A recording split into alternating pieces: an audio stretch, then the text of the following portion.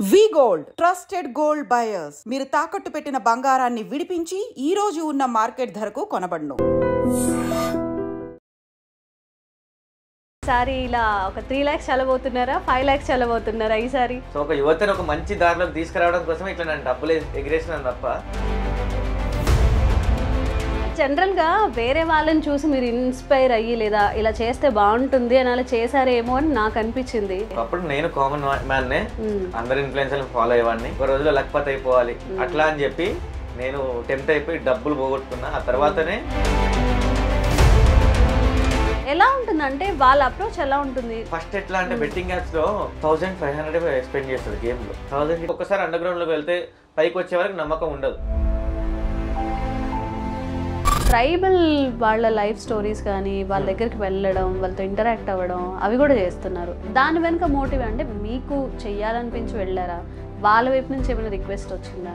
7 ఊర్లు కలిపి గుండాల అంటారు దాన్ని. ఏదంటే చెట్టు కూడా పుట్టని ఊరు వాళ్ళది, మొత్తం రాయితో ఉంటది. దాంట్లో 1 మీటర్ లోతు మట్టి వేసుకొని వ్యవసాయం చేస్తున్నారు వాళ్ళు.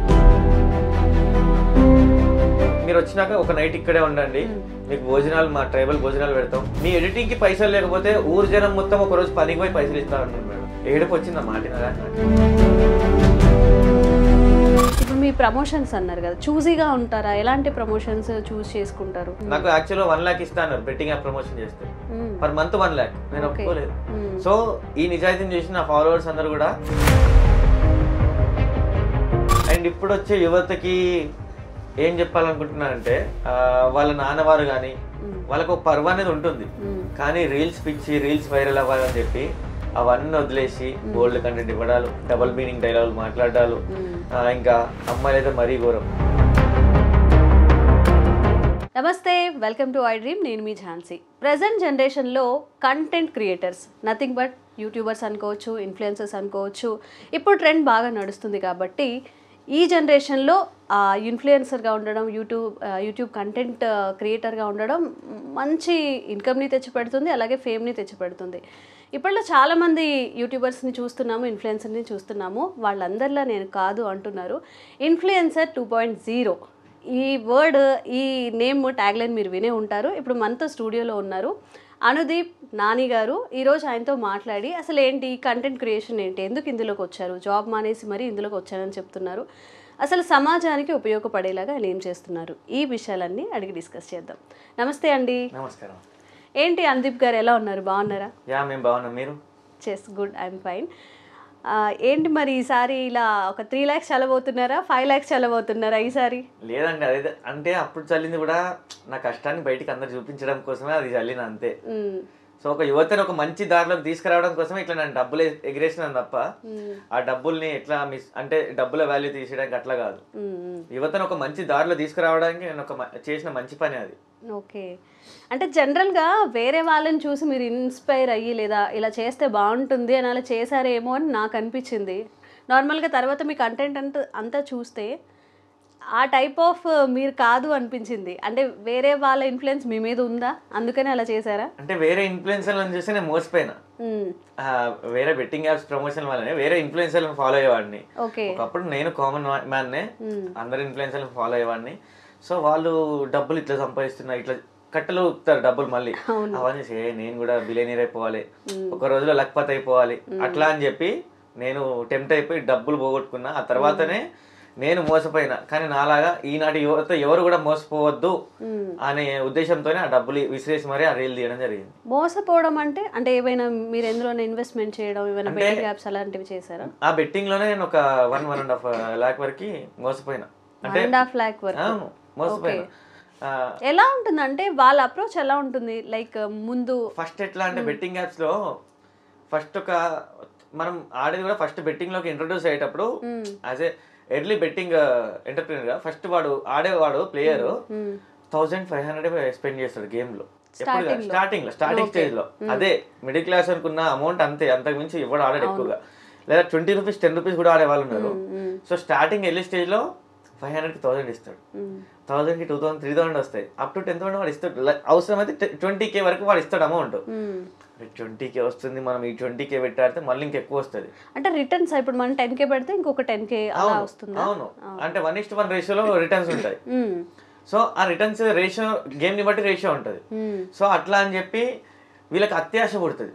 డబ్బు చూసినాక 1000-2000 చూసే వాళ్ళు ఒకటిసారి 20,000 చూసేసరికి అత్యాశ పుడుతుంది. అంటే ఇప్పుడు మనం 2000 ఇన్వెస్ట్ చేసినప్పుడు వాడు 4 ఇస్తాడు, 4 చేసినప్పుడు 8. ఏ అమౌంట్ దగ్గర ఇక మనకి మోసం స్టార్ట్ అవుతుంది? 10 to 20,000 ఇస్తాడు. ఇచ్చినాక తీసేసుకుంటాడు, 20 దగ్గర వెళ్ళిపోతుంది. అమౌంట్ వెళ్ళిపోయినాక అంటే గేమ్ ని బట్టి ఉంటుంది, ప్లాట్ఫామ్ ని బట్టి అమౌంట్ ఉంటుంది. సో వాడు ఎట్లా అంటే వాడి ఘోరమైన తెలివి ఉంటుంది ఈ బెట్టింగ్ యాప్ వాళ్ళది. వాళ్ళకి ఎట్లా అంటే మన క్రెడిట్ స్కోర్ ముందే ఉంటుంది వాళ్ళ దగ్గర. మన క్రెడిట్ స్కోర్ మొత్తం వాళ్ళు ఫిక్స్ చేసేసుకుంటారు. సో మన దగ్గర ఎంత ఉంటుంది ఏంది అన్ని డీటెయిల్స్ వాళ్ళకి తెలుస్తుంది, మన లోన్స్ కానీ అన్ని వాళ్ళకి తెలుస్తుంది. దాన్ని బట్టి ఒక్కొక్క పర్సన్కి ఒక్కొక్క దగ్గర ఉంటుంది పాయింట్ అనేది, అది మీరు అన్నట్టుగా ఎక్కడ లాస్ అవుతాం అనేది. సో ఆ లాస్ అయినాక అత్యాశ ఉంటుంది వీని దగ్గర. ఇంతకుముందు నేను 20,000 ఈజీగా వచ్చినాయి కదరా నాకు, మళ్ళీ ఒక అప్పు తీసుకొని ఆడదాం, ఏం కాదు 20,000కి 40,000 సంపాదిద్దాం, ఆ 20,000 వానికి ఇచ్చేద్దాం అప్పు, మిగతా 20,000తో మనం లగ్జరీగా ఉండొచ్చు అని చెప్పి ఇంకొక 20,000 అప్పు చేస్తారు. రావు, పోతాయి. మళ్ళీ ఇంకొక 40,000 అప్పు చేస్తారు. ఈసారి 20,000 40,000 వేరే దగ్గర అప్పు తీసుకుందాం, 40 ఎత్తే మొత్తం వచ్చేస్తుంది అని ప్లాన్ ఉంటుంది. రావు, పోతాయి. అప్పుల పాలైతే లాస్ట్ సూసైడ్ దాకా పోతుంది. సూసైడ్ అయ్యే సిచ్యువేషన్ చాలా ఉన్నాయి, మీరు చూస్తున్నారు రోజు.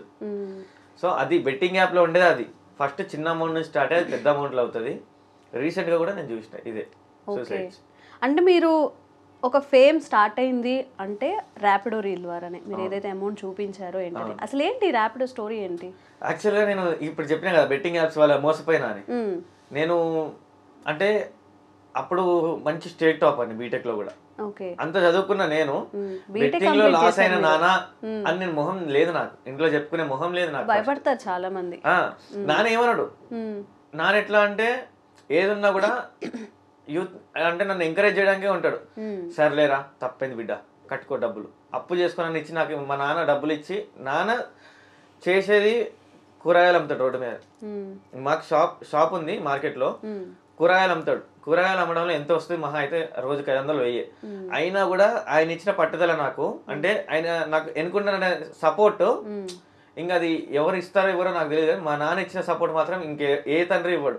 నేను 1,00,000 లాస్ అయిన నాన్న అంటే 1,00,000కి 2,00,000 తీసుకొచ్చి ఇస్తాడు. ఆయన టిఫిన్ చేయకుండా, రోజు టిఫిన్ చేయకుండా కూడా నాకు బీటెక్ లో నేను 2,000 అయితే 4,000 ఇచ్చేవాడు. ఉండనే నన్ను చదువుకునే కుర్రాడివి, అట్లా కష్టం తెలియకుండా పెంచింది నన్ను. సో అట్లా అని చెప్పి నేను ఆయనకు చెప్పుకోలేను, ఇంత కష్టపడి ఆయన రక్తం ముద్దలు కడుతుంటే నేను ఆ డబ్బుతో చదువుకున్నాన్ని. నాకు చదివే విషయంలో కూడా స్టేట్ టాపర్గా పోయిన ఆ టైంలో కూడా చదువు ఇదే పని. అంత చదువుకున్న నా కొడుకు ఇవాళ బెట్టింగ్ లో బాధ్యపడి ఇట్లా అయిండు అని మా నాన్న బాధ నేను చూడలేదు. సో అది చూడలేక నా కొడుకు కూడా అందరిలా చేశాడా, డబ్బు విలువ తెలియదు అని మా నాన్న బాధపడొద్దనే మా నాన్నకి చెప్పుకోలేదు. ఇంట్లో ఉన్న బండి తెచ్చుకున్నా, మా నాన్నగారు కొనిచ్చిన బండి, అది తెచ్చుకొని ర్యాపిడో స్టార్ట్ చేసిన. ఎట్లా నా డబ్బులు, నేను పోగొట్టిన డబ్బులు నా కష్టంతోనే నేను కట్టాలి, రీపే చేసుకోవాలి అనే ఉద్దేశంతోనే ఆ ర్యాపిడో చేసిన. ఫైనల్లీ ఒక 6 నెలలు 7 నెలలు కష్టపడిన, ఆఫీస్కి రావడం, అదే ర్యాపిడో కొట్టడం, ఒక చిన్న సాఫ్ట్వేర్ లో జాబ్ చేస్తే ఇక్కడ. సో రావడం, అది చేసుకోవడం, ర్యాపిడో ఒక 1,00,000 అట్లా వచ్చినాయి. ఇంకా వేరే వాళ్ళ దగ్గర అక్కడ ఇక్కడ అడ్జస్ట్ అయిపోయి 1,50,000 మొత్తం అమౌంట్ హ్యాండ్ లో ఉంది. ఇవి రీపే చేయాలి, ఎవరి అకౌంట్ కి వాళ్ళకి వేసేయాలి. నేను రీపే చేసే ముందు నాకు ఒక ఆలోచన వచ్చింది, ఏంటంటే మనం మోసపోయినాం, మనలాగా ఇంకోటి మోసపోవద్దు అని చెప్పి అవేర్నెస్ క్రియేట్ చేద్దామని చేశారు. అంటే అలా డబ్బు చూపిస్తే కొంచెం ఎక్కువ రీచ్ ఉంటుంది. ఫస్ట్ నాకు వచ్చిన ఆలోచన అది, అంటే ఇట్లా చేస్తే ఆ సొసైటీకి నేను చెప్పాలి, నేను మోసపోయినా తెలియాలి సొసైటీకి, అది మెయిన్ ఉద్దేశం నాది. కానీ నేను చెప్తే వాడు వింటాడు, నేను నార్మల్ మనిషిని, ఒక ఇన్ఫ్లుయెన్సర్ ని కాదు, నాకు ఇన్ఫ్లుయెన్సర్ తెలియదు. ఈ రోజు రేపు బెట్టింగ్ యాప్స్ ప్రమోట్ చేయడంలో ఉన్నారు బిజీగా ఇన్ఫ్లుయెన్సర్లు. ఇట్లా బెట్టింగ్ యాప్స్ ని డీఫేమ్ ప్రమోట్ చేయంటే ఎవరు చేయరు. సో అట్లా ఇంకా నేనేం అనుకున్నా అంటే, నన్ను ఎట్లయితే అట్రాక్ట్ చేసారో నేను కూడా వీళ్ళని అట్లనే అట్రాక్ట్ చేయాలి. అందరినీ, ఒక ప్రజల్ని వాళ్ళు ఎట్లా అట్రాక్ట్ చేస్తున్నారు డబ్బులు ఇచ్చేస్తూ, నేను అట్లనే అట్రాక్ట్ చేస్తాను, డబ్బులు ఇచ్చేసిన. విసిరేసి లాస్ట్ లో నేను కష్టపడి తెలియజేయాలని చెప్పి ఇట్లా ర్యాపిడోలో నేను ఈ డబ్బులని సంపాదించిన, బెట్టింగ్ యాప్స్ లో రావురా బై నమ్మకుర్రి అని చెప్పి చెప్పిన, అది వైరల్ అయిపోయింది. ఓకే. సో అక్కడ నుంచి నా జర్నీ, ఇన్స్టాగ్రామ్ జర్నీ స్టార్ట్ అయింది. ఇంకా మిలియన్స్ లో వెళ్ళినట్టుంది కదా, మిలియన్స్, అది 3-4 మిలియన్స్ కి వెళ్ళింది. అవును, అది మెయిన్. అక్కడ నుంచి బెట్టింగ్ యాప్ ప్రమోట్ చేసే ఇన్ఫ్లుయెన్సర్స్ కూడా నాకు కామెంట్ చేశారు, మంచి చెప్పినావు బ్రో, మేము సిచ్యువేషన్ వల్ల బెట్టింగ్ యాప్స్ చేయాల్సి వస్తుంది డబ్బులు లేక. కానీ నువ్వు ఒక మంచి సొసైటీకి మంచి మెసేజ్ ఇచ్చినావని ఎవరైతే బెట్టింగ్ ప్రమోషన్ చేసే వాళ్ళు కూడా నాకు కామెంట్ చేశారు. ఓకే, జనరల్గా బయటికి చెప్పలేరు కదా, వాళ్ళు కూడా సమ్ ప్రమోషన్స్ తీసుకొని మనీ తీసుకొని చెప్పినప్పుడు ఇలా చేయొద్దని చెప్పి వాళ్ళు కూడా చెప్పలేరు. ఎందుకంటే బెట్టింగ్ యాప్ ప్రమోషన్ ఇచ్చేవాడు వాడు చెప్తాడు వీళ్ళకి, అట్లా చెప్పినామంటే నీ అమౌంట్ రాదు ఈ మంత్ నుండి. అవును, వాళ్ళు టెలిగ్రామ్ లింక్ అంటారు, ఆ టెలిగ్రామ్ లింక్ వచ్చి ఆడితే వాళ్ళు ఎంత ఆడతారో అందులో 10% 20% ఆ ఇన్ఫ్లుయెన్సర్ కి పోతుంది కమిషన్. సో అందుకే రండి ఫస్ట్ టెలిగ్రామ్ లో జాయిన్ అవ్వండి అని ప్రతి ఇన్ఫ్లుయెన్సర్ చెప్పడానికి మెయిన్ రీజన్ అది. ఏంటంటే ఫాలోవర్స్ డైలీ వాళ్ళు ఆడాలి, వాళ్ళు ఎంత ఆడితే అందులో 10 to 20% ఇన్ఫ్లుయెన్సర్కి పోతుంది కమిషన్. ఓకే, అది మెయిన్. తర్వాత నేను మీ రీల్స్ చూసానండి, సింగరేణి చాలా చాలా పెద్ద శాటిలైట్ ఛానల్స్కి కూడా పర్మిషన్ ఉండదు అక్కడికి వెళ్ళి చేయడానికి, అదంతా చూపించడానికి. మీరు ఎలా అక్కడ బ్లాగ్స్ ఎలా చేయగలిగారు? అసలు ఒక మాటలో ఇది సింగరేణి, ఈ ప్రజలు ఇలా ఉంటారని చెప్పాలంటే ఏం చెప్తారు వాళ్ళ గురించి? మా సింగరేణుల గురించి చెప్పాలంటే చీకట్ల బండ కింద పనిచేసి ప్రగతికి వెలుగునిచ్చే సూర్యులు మా సింగరేణి వీరులు. ప్రతి ఒక్క అన్న సోదరులు, నేను ఇప్పుడు వీడియో చేస్తున్నా అంటే ప్రతి ఒక్క సింగరేణి సోదరులకు నమస్కరించి చెప్తున్నా, వారిచ్చిన ఆశీర్వాదం నేను ఇంకా వెలగట్టలేనిది. అట్లా వాళ్ళ ఆదరించే తీరు కూడా ప్రతి మైన్కి పోయినప్పుడు అన్న తీయండి అన్న, సింగరేణి మీద వీడియో తీయండి అన్న, మీతో అవుతుంది అన్న, వాళ్ళు ఇచ్చిన స్ఫూర్తి మాత్రం నేను మర్చిపోలేంది. అండ్ ఈ పర్మిషన్ రావడానికి సిఎండి గారికి నేను ఇక్కడ మీ ఛానల్ ద్వారా థ్యాంక్స్ చెప్తున్నా. ఎందుకంటే ఇది ఎవరికి ఇవ్వలేదు, సిఎండి గారి దగ్గర పెద్ద ఫైలే ఉంది, ఛానల్స్ కానీ యూట్యూబర్స్ కానీ పర్మిషన్ ఇవ్వమని అడిగినందుకు. కానీ వాళ్ళు రిజెక్ట్ చేశారు. సో నన్ను కూడా అదే అడిగారు సిఎండి గారు, పెద్ద పెద్ద ఛానల్స్కి ఇవ్వలేదు, నీకు ఎందుకు ఇవ్వాలమ్మా అని అడిగారు సిఎండి గారు. సార్ వాళ్ళందరూ ఛానల్స్ వాళ్ళు వచ్చి వీడియో వ్లాగింగ్ అడిగారు. యాజ్ అ మైన్స్ మేనేజర్గా నేను అడుగుతున్నా, నాకు పర్మిషన్ కావాలి సార్, నేను సింగరేణి మీద వీడియో తీయబోతున్నా. యాజ్ అ మైనింగ్ మేనేజర్గా, ఒక డిప్యూటీ మైనింగ్ మేనేజర్గా నేను అడుగుతున్నా, నాకు సింగరేణి పర్మిషన్ ఇవ్వండి. నా ఊర్లో ఉన్న కనీస సంపదనే నేను బయటికి చూపాలనుకుంటున్నా అంతే. నా ఊరు గొప్పతనం, నా ఊర్లో ఉన్న కనీస సంపద ఎంత ఉంది, అవన్నీ డీటెయిల్స్, నా సింగరేణి కార్మికులు కష్టపడుతున్నారు, వాళ్ళ కష్టాన్ని. ఈ రోజు ఎలక్ట్రిసిటీ మనం ఎక్కువ యూజ్ చేస్తాం అన్నెసరీగా, రూమ్స్ లో బయటికి వెళ్ళేటప్పుడు డోర్స్ లైట్లు ఆఫ్ చేయం. సో ఇవన్నీ అసలు మనం ఇలాంటివన్నీ కూడా మనం చేయవద్దు.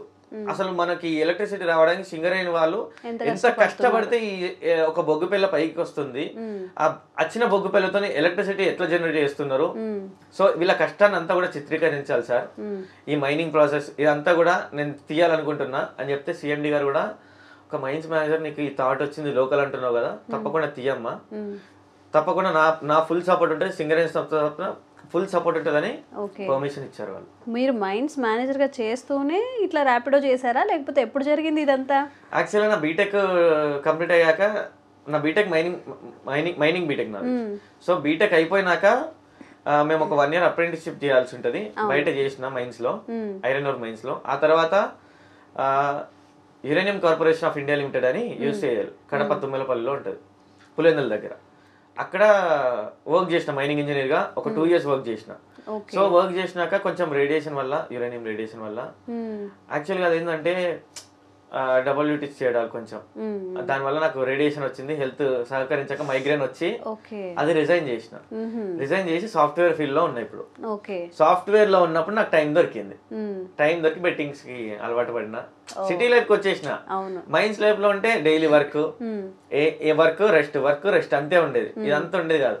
సో ఎప్పుడైతే సిటీ లైఫ్ కి అలవాటు పడినో బెట్టింగ్ ఇదంతా అయిపోయి, ఇప్పుడు as a software engineer, but as a past లో మైనింగ్ ఇంజనీర్ కదా. సో మాకు సర్టిఫికేట్ ఉంటుంది మైనింగ్ ఇంజనీర్. సో నాకు ఇంకా ఇప్పటికైనా వెళ్ళి చేసుకోవచ్చు మైన్స్ లో. సో అట్లా అని చెప్పి ఇంకా సిఎండి గారిని, సింగరేణి సిఎండి బలరాం నాయక్ గారిని అడిగితే వాళ్ళు పర్మిషన్ ఇచ్చారు. అండ్ సక్సెస్ఫుల్ గా వీడియో కూడా తీసినాం. అసలు యాక్చువల్ గా వీడియో తీయడానికి మెయిన్ రీజన్ ఏంటంటే అవన్నీ అన్ఎక్స్ప్లోర్డ్ ప్లేసెస్ సింగరేణి మైన్స్ అనేవి. అంటే ఇప్పుడు ఇంట్లో ఒక భర్త వెళ్తాడు భార్యకి చెప్పి డ్యూటీకి వెళ్తున్నా అని, తల్లికి చెప్తారు కొడుకు డ్యూటీకి వెళ్తున్నా సింగరేణి కార్మికుడు. కానీ వాళ్ళు వెళ్ళినాక ఎంత కష్టపడతారు, మైన్స్ లోకి ఒక్కసారి అండర్ లోకి వెళ్తే పైకి వచ్చే వరకు నమ్మకం ఉండదు సింగరేణి కార్మికుడు.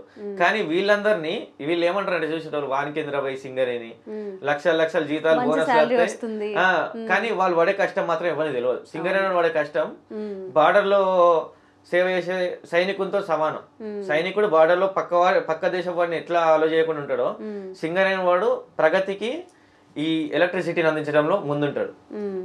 ఎలక్ట్రిసిటీ లేకపోతే ఇప్పుడు ఏది లేదు. అండ్ మైనింగ్ విషయానికి వస్తే మైన్స్ లేని నథింగ్ విల్ బి దేర్. ఇప్పటికి చెప్తున్నా, ఐరన్ మైనే, ఎలక్ట్రిసిటీ మైనే, ఫోన్ మైనే, వాచెస్ మైన్ నుంచి నీకు ఏది కావాలన్నా ఇప్పుడు ఈ ఐరన్ రావాలంటే మైనింగే. So without mining we can't survive in this luxuries life. అట్లా ఇంకా అంటే మీరు ఒక్కదానికే పర్టికులర్ అయి ఉండలేదు. ట్రైబల్ వాళ్ళ లైఫ్ స్టోరీస్ కానీ వాళ్ళ దగ్గరికి వెళ్ళడం, వాళ్ళతో ఇంటరాక్ట్ అవ్వడం అవి కూడా చేస్తున్నారు. దాని వెనుక మోటివ్ అంటే మీకు చెయ్యాలనిపించి వెళ్ళారా? వాళ్ళ వైపు నుంచి ఏమైనా రిక్వెస్ట్ వచ్చిందా? యాక్చువల్గా నేను ఇన్స్టాగ్రామ్లోకి వచ్చిందే సొసైటీకి మంచి చేద్దామని, సొసైటీకి మంచి చేద్దామనే ఉద్దేశంతోనే నేను ఇందులోకి వచ్చిన. అయితే ఆసిఫాబాద్ ఎస్పీ శ్రీనివాసరావు గారు, ఇప్పుడున్న ఎస్పీ గారు శ్రీనివాసరావు గారు ఉండే. సో వారు అక్కడ విజిట్ చేస్తామని చెప్పారు. అక్కడ మంగి అని ట్రైబల్ విలేజ్, అది నక్సల్స్ కి ఒక దళం, మంగి దళం అనేది ఉండేది. ఇప్పుడు లేదు నక్సల్ అంతా, బట్ ఒకప్పుడు మంగి దళం అంటే మంచి వైబ్ ఉండేది అక్కడ త్రూఅవుట్ స్టేట్. అది మంగి దళం అనేది ఒక సపరేట్ దళమే ఉండేది వాళ్ళది. అక్కడికి పోలీసులు వెళ్ళేవాళ్ళు కదా ఒకప్పుడు. కానీ దాని తర్వాత ఈ పోలీసులు అదొక్కటి తీసుకొని ఆ ఊరిని ఎందుకు రానివ్వట్లేదు, వాళ్ళకి మనం ఎందుకు డెవలప్మెంట్ ఇవ్వలేము?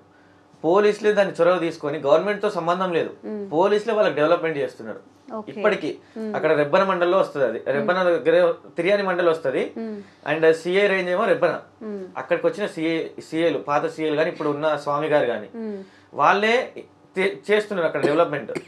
సో మెడికల్ క్యాంప్ పెడితే అక్కడ నుంచి నాకు ఇన్వైట్ వచ్చింది, మా మెడికల్ క్యాంప్ ని దిగాని, వాళ్ళు చేస్తున్న వెల్ఫేర్ యాక్టివిటీస్ తీయమని నాకు పోలీస్ వారి తరపున ఒకటి వచ్చింది ఇన్విటేషన్.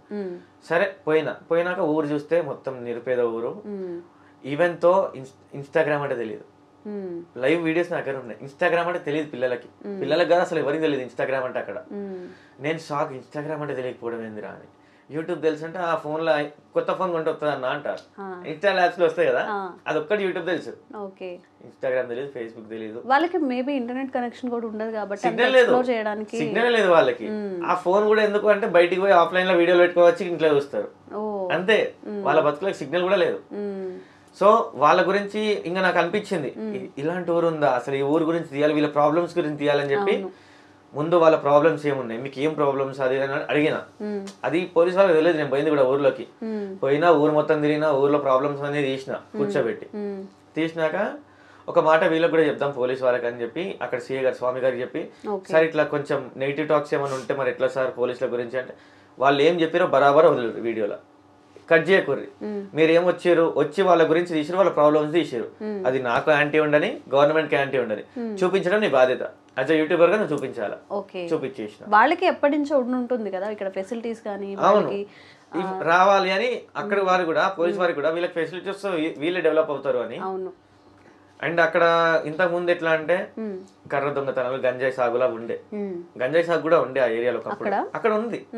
ఉంటేనే ఈ ఎస్పీ గారు కూడా శ్రీనివాసరావు గారు వాళ్ళు ఎట్లా అంటే దాని గురించి మొత్తం అంటే అవి చేయవద్దు, మీరు అవేర్నెస్ ప్రోగ్రాంలు పెట్టి అది చేయడం వల్ల యువత ఎట్లా చెడిపోతుంది, మీరు ఇక్కడ వండించడం వల్ల బయట యువతకి మీరు ఎంత నష్టం చేసుకొస్తున్నారు, మీ దగ్గర నక్సల్సే ఉన్నారేమో ఒకప్పుడు, అంటే గొప్ప గొప్ప మీ దగ్గర నాయకులే తయారయ్యారు కదా, మరి మీ నాయకులు చెప్తలేరా మీకు ఇది తప్పు అని.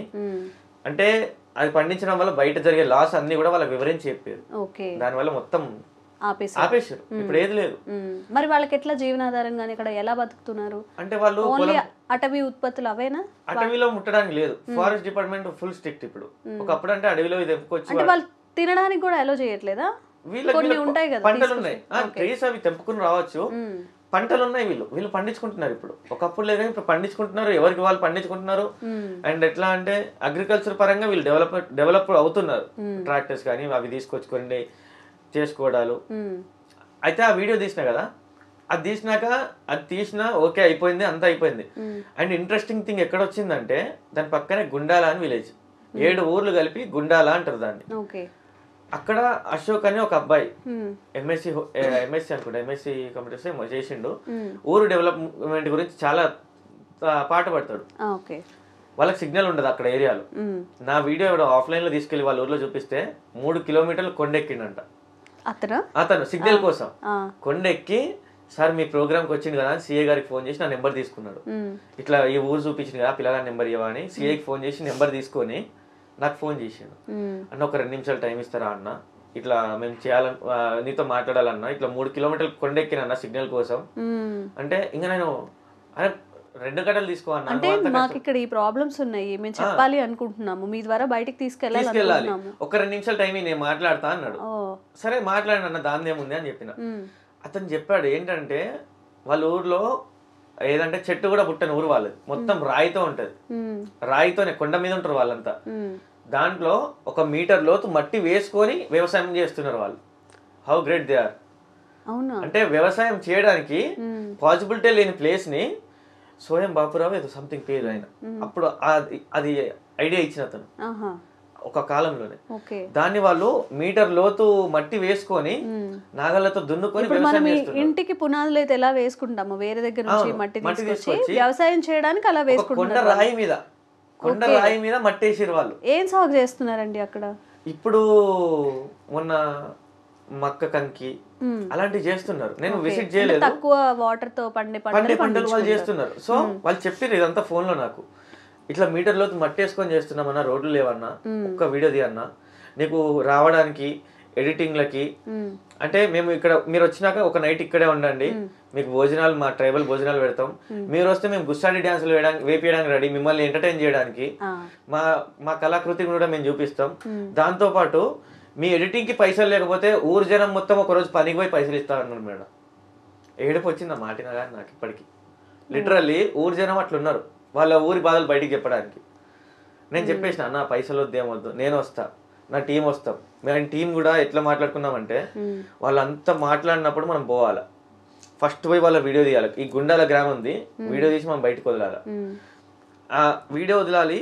బట్ మా టీం ఏమన్నారంటే వీడియోతో పాటు వాళ్ళకి అవేర్నెస్ తీసుకురావాలి. ఫస్ట్ సోషల్ మీడియా అంటే ఏంది, మహిళలపై ఎలాంటి కుట్రలు ఉంటాయి అంటే మహిళల రక్షణ పట్ల అవేర్నెస్ వీడియోలు ప్రొజెక్టర్ తీసుకుపోయి నైట్ స్టే చేసి మనిషికో టాపిక్ తీసుకొని నేను మహిళల అవేర్నెస్, నువ్వు సోషల్ మీడియా అవేర్నెస్, బయట మీరు ఎట్లా మాట్లాడాలి, అసలు మాట్లాడకుండా తెలియదు వాళ్ళకి, ముఖం మీద మాట్లాడేస్తారు ఏమన్నా తప్పున్నా ఒప్పున్నా, అసలు మీరు ఎట్లా మాట్లాడాలి, ఎవరితో ఎట్లా మాట్లాడుకోవాలి, మీకు కావాల్సిన పనులు ఎలా చేయించుకోవాలి గవర్నమెంట్ తరఫున, అట్లా ఇట్లా.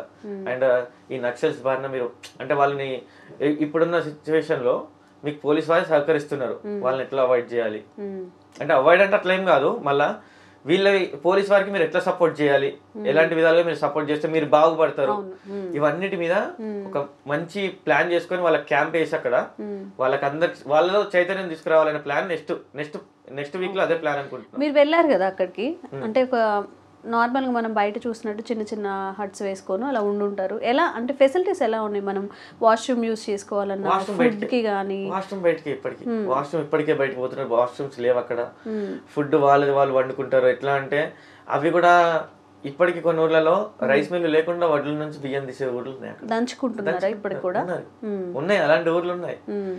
ఇంటర్నెట్ లేదు, వాళ్ళకి ఒకటే బస్ వస్తుందంట, ఆ బస్ ఈవినింగ్ వస్తుంది, ఇక్కడే ఉంటది బస్ స్టాండ్, వాళ్ళ ఊర్లోనే బస్ పెట్టేస్తారు, పొద్దున పోతుంది అంతే, ఇక మధ్యలో ఏం లేదు. పిల్లలు చదువులు అప్ టు 10th క్లాస్ వరకు ఊర్లో ఉంది, 10th క్లాస్ అయిపోయినాక 20 కిలోమీటర్లు పోవాలి, 20 కిలోమీటర్లు బస్సులు ఏమేం లేవు.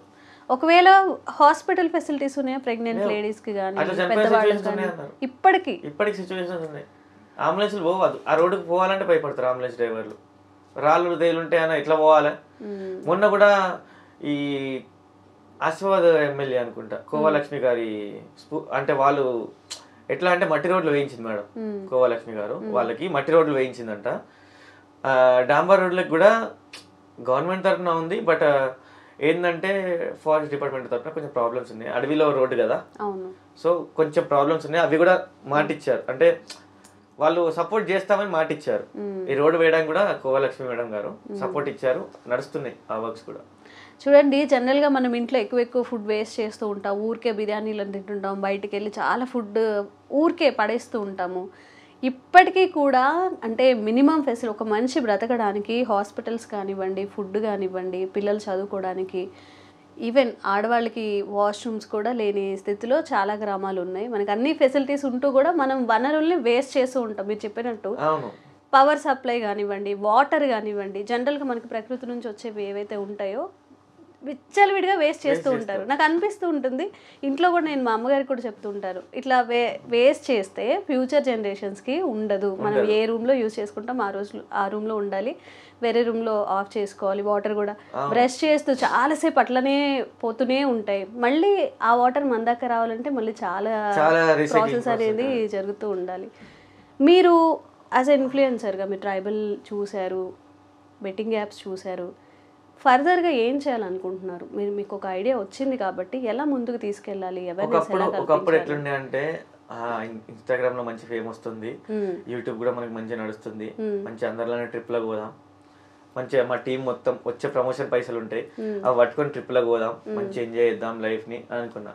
కానీ నా ఎంజాయ్ ఇప్పుడు ఈ ట్రైబల్ విలేజ్ ఇవి చూసినాక నా ఎంజాయ్ కంటే ముఖ్యం వాళ్ళ బతుకులు. వాళ్ళ బతుకుల గురించి పోరాడదాం అనే స్ఫూర్తి వస్తుంది. పోరాడే విధానంలో కూడా నా ఎంజాయ్కి నేను చేసుకుంటూనే వాళ్ళ గురించి కూడా ఒక పార్ట్గా నా యూట్యూబ్ మొత్తం ఎట్లా అంటే 100% అదే కంటెంట్ కాకుండా వాళ్ళ కోసం కూడా ఒక పార్ట్ ని పక్కకు పెట్టాలి అని అనుకుంటున్నా, వాళ్ళ కోసం టైం కేటాయించాలనుకుంటున్నా. ఇప్పటి నుంచి వాళ్ళ డెవలప్మెంట్ గురించి కూడా ఇట్లాంటి వెల్ఫేర్ ప్రోగ్రామ్స్ పెడుతూనే వాళ్ళలో కూడా చైతన్యం తీసుకొద్దాం అనే ప్లాన్ లో ఉన్నా. అంటే ఇప్పుడు కొత్తగా యూట్యూబర్గా కానీ కంటెంట్ క్రియేటర్గా వచ్చే వాళ్ళకి మీరు ఏం సజెస్ట్ చేస్తారు? అంటే మనం ఒకటి మాట్లాడుకున్నాం స్టార్టింగ్లో, ఈ బెట్టింగ్ యాప్స్ ఏవైతే ఉన్నాయో మీరు కూడా మనీ హంట్లో ఇన్వెస్ట్ చేశారు అన్నారు. మరి తక్కువ శాలరీతో ఒక ఆశ మనకి మనీ వస్తుందని చేశారు. ఇవన్నీ ఎలా ఉంటాయి? ఒక నార్మల్ ఒక జాబ్ నుంచి ఇన్ఫ్లుయెన్సర్ అవుదాము, ఫేమ్ అవుదాము అని వచ్చినప్పుడు ఎలాంటి డీవియేషన్స్ ఉంటాయి? ప్రమోషన్స్ రూపంలో కానివ్వండి, మీరు చెప్పిన బెట్టింగ్ రూపంలో కానివ్వండి. యాక్చువల్గా నేను అనుకోకుండా వచ్చిన ఇందులోకి, ఫీల్డ్ లోకి. నేను పోయి సాఫ్ట్వేర్ ఎంప్లాయీగా అట్లా అయిపోయేది నా కథ. కానీ ఆ ర్యాపిడో రీల్ వల్ల నా రాత మారింది. టర్నింగ్ పాయింట్ లైఫ్ లో అటేయాల్సిన అడుగు ఇటు పడ్డది. సరే ఏది పడితే ఏదైనా మన మంచికే. సరే దీన్ని మంచి పద్ధతిలో యూజ్ చేద్దామని బోల్డ్ కంటెంట్ ఇవ్వడం లేదు. బోల్డ్ కంటెంట్ ఎందుకు ఇవ్వడం లేదంటే ఇప్పుడు నా అక్క పిల్లలు, నా ఎవరో ఉంటారు, మా వాళ్ళు, మా అన్న వాళ్ళ పిల్లలు వాళ్ళు ఉంటారు, నా అల్లుళ్ళు కోడళ్ళు. నేను పెట్టే వీడియోలన్నీ వాళ్ళు చూస్తారు, అరే మా మామ చేసిండ్రా వీడియో అని. నేను బోల్డ్ ఇచ్చిన అనుకో, వాళ్ళు అవే నేర్చుకోవాలి. స్కూల్లో ఇంకా నలుగురు నేర్పిస్తారు వాళ్ళు. సో ఈ సమాజాన్ని నేనే చెడగొట్టిన అవుతా. ఇంట్లో నాన్నగారు తిట్లు కొడుకు నేర్చుకున్నాడు అంటే నాన్న తప్పు కొడుకు తప్పు అక్కడికి అయిపోతుంది. కానీ యాజ్ ఎ ఇన్ఫ్లుయెన్సర్ నేను బూతులు మాట్లాడినా అంటే 10,000 నాకు 26,000 మంది ఫాలోవర్స్ పడుకున్నారు. ఆ 26,000 మందికి తరఫున ఒక్కొక్క ఇంట్లో 2 పిల్లలు ఉన్నా నియర్లీ 52,000 మెంబర్స్ ని చెడిపేసిన నేనైతా. అంత దగులుబాజీ స్థితిలో నేను లేను. సొసైటీని ఒక ముందు దారి తీసుకుపోదామని, మంచి దారిలో ముందుకు తీసుకుపోదామని నేను రెడీగా ఉన్నా. సో అట్లా ఈ బోల్డ్ కంటెంట్ అవాయిడ్ చేసిన. అండ్ ఇక ప్రమోషన్ విషయాలకు వస్తే, ప్రమోషన్ అమౌంట్ తీసుకుంటున్నాను అంటున్నా కదా, ప్రమోషన్స్ ఎట్లా అంటే లేని వాళ్ళకి ఫ్రీగా చేసిన. ఒక దగ్గర పోతా బిర్యానీ తింటా, నాకు నచ్చిందంటే ఫ్రీగా చేసి పోతా. వాళ్ళకి కూడా తెలియదు నేను చేసినట్టు. వీడియోలు తీసుకుంటే వెళ్ళిపోతా, తర్వాత వాయిస్ ఓవర్ ఇచ్చి ప్రమోషన్ వదిలేస్తా. ఇక రెస్టారెంట్స్ వెల్ సెటిల్డ్ అనుకున్నప్పుడు నాకు ఉంటాయి. ఇప్పుడు నేను కెమెరాలు కొనుక్కున్నా, డ్రోన్స్ కొనుక్కున్నా, ఇవన్నీ కూడా నాకు ఇన్వెస్ట్మెంట్ కావాలి. అండ్ మోర్ వాల్యుబుల్ ఏంటంటే నా టైం. నేనున్న టైంలో ఇంత బిజీ షెడ్యూల్స్ లో ఇటు సాఫ్ట్వేర్ చూసుకోవాలి, అటు చూసుకోవాలి, యూట్యూబ్ ఎడిటింగ్ నేనే చూసుకోవాలి. సో మీరే చేసుకుంటారా వీడియోస్ అన్ని నేనే చేసుకోవాలి. నాకు పర్ఫెక్షన్ ఇంపార్టెంట్. అంటే వేరే వాళ్ళు చేస్తే నాకు నచ్చదు ఎడిటింగ్. నా పర్ఫెక్షన్ నాకు ఇంపార్టెంట్, సాటిస్ఫాక్షన్ ఉంటుంది. అందుకోసమే నాది నేనే చేసుకుంటా. సో అట్లా అని చెప్పి టైం ఇంకా నాకు దొరకదు. అందుకే ఎంతో కొంత ఛార్జ్ చేస్తా. 15,000 ఎంతో 10,000 చూసుకొని ఛార్జ్ చేసుకుంటా. అండ్ ఇప్పుడు వచ్చే యువతకి ఏం చెప్పాలనుకుంటున్నా అంటే, వాళ్ళున్న ఫేమ్ ని కూడా అంటే వాళ్ళు ఒక స్థాయిలో ఉంటున్నారు. ఏదైనా ఫర్ ఎగ్జాంపుల్ వాళ్ళ నాన్నవారు కానీ వాళ్ళకు ఒక పర్వ అనేది ఉంటుంది. కానీ రీల్స్ పిచ్చి, రీల్స్ వైరల్ అవ్వాలని చెప్పి అవన్నీ వదిలేసి బోల్డ్ కంటెంట్ ఇవ్వడాలు, డబుల్ మీనింగ్ డైలాగులు మాట్లాడాలు. ఇంకా అమ్మాయిలు అయితే మరీ ఘోరం. పెళ్ళైన వాళ్ళు కూడా వాళ్ళ మొగుడు అంటే వాళ్ళ భర్త ఎట్లా అంటే ఇస్తాడు, పోనీ వాళ్ళు చేసుకొని వాళ్ళ భార్యకి లీనియన్స్ ఇస్తాడు. అదేంటంటే ఫ్రీడమ్ గా ఇచ్చేస్తాడు. ఆ ఫ్రీడమ్ ని మిస్యూజ్ చేసుకొని వీళ్ళు చేసే కథలు ఉంటాయి. కొంతమంది, అందరిని అనట్లే, కొంతమంది చేస్తున్నారు బోల్డ్ కంటెంట్లు ఇవ్వడాలు. మ్యారీడ్ అయిన వాళ్ళు, సరే ఈ రోజు నువ్వు బోల్డ్ కంటెంట్ ఇస్తున్నావు, మ్యారీడ్ అయిన ఉమెన్, వాళ్ళకి 2 పిల్లలు 3 పిల్లలు ఉంటున్నారు. నువ్వు ఈ రోజు బోల్డ్ కంటెంట్ ఇస్తున్నావు, వేరే వాళ్ళతో రీల్స్ చేస్తున్నావు. రేపు పొద్దున నీ పిల్లలు ఈరోజు చిన్నగా ఉన్నారు, రేపు పొద్దున నీ పిల్లలు నువ్వు చేసినవన్నీ అర్థం చేసుకునే స్టేజ్కి వస్తారు. అప్పుడు నాకు వాళ్ళకి మొహం చూపించుకోగలవా? నువ్వు చేసిన కథలన్నీ, అరే మా అమ్మ ఇట్లా రీల్స్ చేసిందని వాడంటే నీకు ఎక్కడ తాకుతుంది? అది ఆలోచించండి. పిల్లలు కూడా అలాగే తయారవుతారు. ఆబ్వియస్లీ అదే అవుతుంది. ఇప్పుడు తల్లే దోమర్ అన్నప్పుడు పిల్లలు తీన్మారు గారా, అంతే కదా అవుతుంది కథ. అందుకే మనం ఎట్లా అంటే ఒక ఇన్ఫ్లుయెన్సర్గా ఉన్నప్పుడు అదొక బాధ్యతమైన పదవి. సో సొసైటీని ఒక మంచి పనిలో ముందుకు తీసుకోవడానికి చూడాలి తప్ప మన రీచ్ కోసం ఏ రోజు కష్టపడద్దు. ఆ రీచ్ కావాలనుకుంటే నాకు ఎప్పుడో వచ్చేది. ఓకే. అండ్ ఇంతకుముందు వీడియోస్లో నేను తలుచుకుంటే దేనికైనా తెగిస్తా, ఎంతకన్నా వెళ్తా అన్నారు. ఏంటి ఏ విషయంలో? అంటే మా ఊరు గురించి చెప్పిన. అదేంటంటే మా ఊరిలో తలుచుకుంటే తెగింపు ఎక్కువ ఉంటుంది మా దగ్గర, అది అని చెప్పిన. అది ఎందుకు చెప్పాల్సి వచ్చిందంటే, నేను కడపలో వర్క్ చేసేటప్పుడు కూడా అంటే మన వర్క్స్ కానీ కూడా మనకి ఇస్తారు, కొన్ని సిచ్యువేషన్ చేయాల్సి వస్తుంది. అట్లా కాంప్రమైజ్ చేయం. మా దగ్గర ఉన్న ఊరోళ్ళం మేము. మా ఊర్లో అంటే ఇక మళ్ళీ పేరు లేదు, మళ్ళీ అది ట్రోల్ అవుతుంది. మా ఏరియా ఎట్లా అంటే ఒక పని మీద పోయినామంటే మేము ఎంతవరకు చేయాలో అంతే చేసుకుంటాం. అంటే చేస్తాం ఎక్స్ట్రా వర్క్, కానీ మమ్మల్ని హింసించేది ఏదైనా కూడా మేము ఎదుర్కోవడానికి రెడీగా ఉంటాం. అంటే మమ్మల్ని ఒక తప్పుదారిలో పంపిస్తున్నారంటే మేము తప్పు చేయం. నువ్వు ఎంత ఫోర్స్ చేసినా కూడా మా ఊరోళ్ళం మేము తప్పు చేయం అస్సలు. తప్పుని తప్పు అని వేలెత్తి చూపిస్తాం. ఇన్ కేసు అట్లా వేలెత్తి చూపించేలో మా ప్రాణాలు పోయినా కూడా మేము లెక్క చేయం, కానీ తప్పని వేలెత్తి చూపించే దాంట్లో ముందు ఉంటుంది. అది నేను చెప్పిన. అది అర్థం కాక మీకంటే మేము ఎక్కువ కామెంట్ వరకు కూడా నడిచింది. కానీ నేను చెప్పింది ఏంటంటే మా దగ్గర ఉన్న గుణం అది. మేము ఏదైనా తప్పుగా చూపించడంలో ఫస్ట్ ఉంటాం. అది మా తెగింపు. తప్పుని అక్కడే ఖండించేసి అసలైన దారి ఏది, అట్లా వెళ్ళే దారిలోనే మేము చూసుకుంటాం. ఓకే. అంటే మీరు చెప్పే విధానానికి మనం ఇన్ఫ్లుయెన్సర్గా వచ్చినప్పుడు చాలా అడ్జస్ట్ అవ్వాలి, కొంచెం కాంప్రమైజ్ అవ్వాలి అని చెప్తూ ఉంటారు. ఇప్పుడు మీ ప్రమోషన్స్ అన్నారు కదా, చూజీగా ఉంటారా? ఎలాంటి ప్రమోషన్స్ చూస్ చేసుకుంటారు? ప్రమోషన్స్ అంటే వాళ్ళకి ఇప్పుడు ప్రమోషన్స్ అంటే చూసి ఏముండదు, డబ్బులు ఇస్తున్నా నేను పోతున్నా. బట్ నేను పోయిన కాడ ప్రతి దగ్గర ఇక్కడ టేస్ట్ బాగాలేదు అనుకో, ఇప్పటికైతే అన్ని ఓకే, బట్ 1 or 2 ప్లేసెస్ లో టేస్ట్ కొంచెం బాగాలేదు. అది నేను చెప్పాల్సి వస్తుంది. బాగుంది జెన్యూన్ గా చెప్తారా మరి? ఓకే, పే చేశారు కదా అని చెప్పి. అవును, అదే నేను చెప్తున్నా. నేను చెప్తా వెళ్ళినాక, టేస్ట్ చేసినాక, అన్న ఇది లేదన్నా, కొంచెం ఆ టేస్ట్ ఏమన్నా యాడ్ చేయగలుగుతారా నెక్స్ట్ టైం నుంచి, అట్లా చేస్తా అంటే నేను మళ్ళీ టేస్ట్ చేసి చెప్తా అని చెప్పి ఆ సందర్భాలు ఉన్నాయి. మళ్ళీ నెక్స్ట్ టైం టేస్ట్ చేసిన ర్యాండమ్ గా వాళ్ళకి చెప్పి పోను, మళ్ళీ టేస్ట్ చేంజ్ చేయండి అన్న, నేను ఇది చేయలేకపోతున్నా ప్రమోషన్. ఎందుకంటే నేను ఒక మాట చెప్పినా అంటే, అరే బెట్టింగ్ యాప్ లో పోడు, నాకు యాక్చువల్గా 1 lakh ఇస్తా అన్నారు బెట్టింగ్ యాప్ ప్రమోషన్ చేస్తే. Per month 1 lakh per month. నేను ఒప్పుకోలేదు. సో ఈ నిజాయితీని చూసి నా ఫాలోవర్స్ అందరు కూడా నేను ఏదైనా చెప్తే నిజమని నమ్ముతారు, బ్లైండ్ గా నమ్మేస్తారు. అందుకే నేను చెప్పే ప్రమోషన్ కూడా బ్లైండ్ గా నమ్మేసి వెళ్ళిపోతారు వాళ్ళు ఫస్ట్. అండ్ ఈ ప్రమోషన్స్ కూడా అంటే బాగాలేదనుకో, నేను అక్కడే చెప్పేస్తా వాళ్ళకి, అక్క ఇది బాగాలేదు కొంచెం చూడండి, నెక్స్ట్ టైం మళ్ళీ వస్తా నేను అని చెప్పి వాళ్ళకి తెలియకుండా పోయి టేస్ట్ చేస్తా. లేకపోతే మా తమ్ముడితో ఎవరితో అయినా టేస్ట్ చేపిస్తా, బాగుంటేనే ప్రమోషన్ చేస్తా. అదొకటి ఉంది. ఎందుకంటే ఎవరిస్తే వాళ్ళ దగ్గర చెప్పినాం అనుకో, మన పేరు గలీజ్ అయిపోతుంది. చెప్పారు ఇక్కడ అంతా టేస్ట్ మంచిగా లేదు, నమ్మకం అనేది పోతుంది. నమ్మకం పోతుంది. నేను ఒకటి చెప్పినా అంటే బ్లైండింగ్ వాళ్ళ బిజినెస్ అనేది సక్సెస్ అయిపోతుంది. అదొక్కటి ఉంది మా ఏరియాలో అయినా ఎక్కడైనా. ఒకటి చెప్పినా అంటే పక్క వాళ్ళకి ఆర్డర్స్ వస్తాయి, బిజినెస్ అనేది లేచిపోతుంది. అందుకే నేను వాళ్ళు ఇచ్చినా కూడా నేను తీసుకోను. కొన్ని ఆర్డర్స్ ఉంటాయి, నేను చేయను అన్నా అని చెప్పేసి. ఒకటి ఉంది అంటే విద్య వైద్యం, ఇవి ప్రమోషన్లు చేయను. ఎందుకంటే నన్ను నమ్మి నాకు 1,00,000 ఇస్తారు హాస్పిటల్స్, చేస్తా ప్రమోషన్ అంటే 1,00,000 ఇస్తారు. కానీ నేను ప్రమోషన్ చేస్తే నా వల్ల కొన్ని ప్రాణాలే పోతాయి అక్కడ, మిస్యూజ్ చేస్తే. నేను ఇప్పుడు ఏదన్నా వేరే ఛాన్స్ ఉంది. అందుకే నేను విద్యా వైద్యం జోలికి పోవట్లే. విద్య విషయంలో కానీ వైద్యం విషయంలో కానీ ఇప్పటికైతే పోలేదు. ఆ విద్యది ఇంకా పోలే. ఇవి రెండు అయితే దూరం ఉన్నా, ఇంకా అదే బెట్టింగ్స్ కూడా దూరమే, ఇంకంతే. చాలా దూరం ఉండాలి. ఆల్రెడీ మనకు ఒక హిట్ వచ్చింది కాబట్టి జాగ్రత్తగా ఉండాలి. ఎందుకంటే నాకు వచ్చిందే ఫేమ్ ఇక్కడ నుంచి, ఈ బెట్టింగ్ అవార్డ్ నుంచి నాకు ఫేమ్ వచ్చింది అట్లా. అండ్ మేమందరం ఈగర్గా వెయిట్ చేస్తున్నాం. సింగర్ అనే వీడియో ఎప్పుడు రిలీజ్ చేయబోతున్నారు? సింగర్ అనే వీడియో ఫెబ్లో రాబోతుంది. ఫిబ్రవరి. ఓకే. ఫెబ్ మిడ్ మంత్ వరకు ఎక్స్పెక్ట్ చేయొచ్చు. యాక్చువల్గా ఆ వీడియో ఎట్లా తీయడం చాలా స్పీడ్గా అంటే మేము అనుకునేది ఒకటి, చేసింది వేరు. తీసినాం, అవుట్పుట్ ఉంది, మంచి అవుట్పుట్ ఇవ్వగలుగుతున్నాం.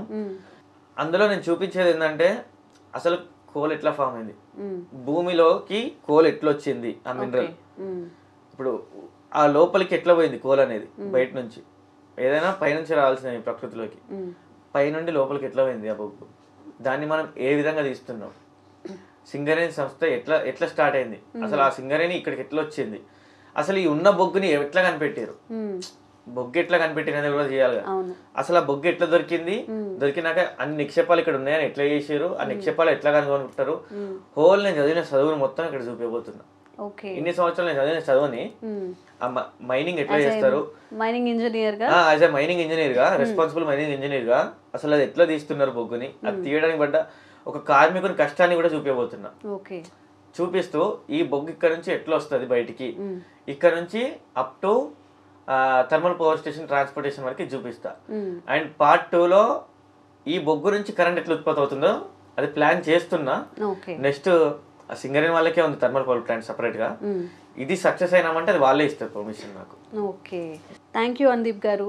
ఇలాగే మీరు అంటే ఎలాంటి డీవియేషన్స్ లేకుండా మనం ఏవైతే డిస్కస్ చేసామో ప్రమోషన్స్ కానివ్వండి, మీరు రెండింటికి నో చెప్తున్నాను విద్య అండ్ వైద్యం అని చెప్పి, ఫ్యూచర్లో కూడా మీరు డివియేట్ అవ్వకుండా ఇట్లానే సోషల్గా చాలా హెల్ప్ అయ్యే వీడియోస్ తేవాలి అని చెప్పి ప్రజల్లో అవేర్నెస్ క్రియేట్ చేయాలి. అందరూ ఒకవైపు నేను కూడా ఒకవైపు అని మీరు నిలబడుతున్నారు కాబట్టి అది మీరు నిలబెట్టుకోవాలి. మంచి మంచి వీడియోస్ రావాలని అయితే కోరుకుంటున్నాం. Thank you so much. Thank you అండి.